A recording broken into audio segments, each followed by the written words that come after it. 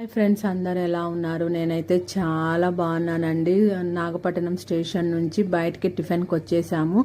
So ఏందో ఇవి పెద్ద పెద్ద కనిపిస్తున్నాయని వెళ్ళి చూద్దాం పదండి అని వెళ్ళినాము. అక్కడికి పోతే అక్కడంతా స్టీమర్స్ అన్ని నిలబెట్టినారు. ఇన్ని రోజులు వీళ్ళు స్ట్రైక్లో ఉన్నారంట అండి. జూన్ 4వ తారీఖు రీఓపెన్ అవుతుందంట, సముద్రంలోకి వదులుతారంట. అందుకే వీటిని అన్నిటిని రిపేరీ చేస్తున్నారు. రిపేరీ అయిన వెంటనే సముద్రంలోకి వదిలేస్తారంట. ఒక మనిషికి సముద్రంలో వెళ్ళడానికి 1000 రూపాయలు తీసుకుంటారంట మన అట్లా టూరిస్ట్ వాళ్ళకి.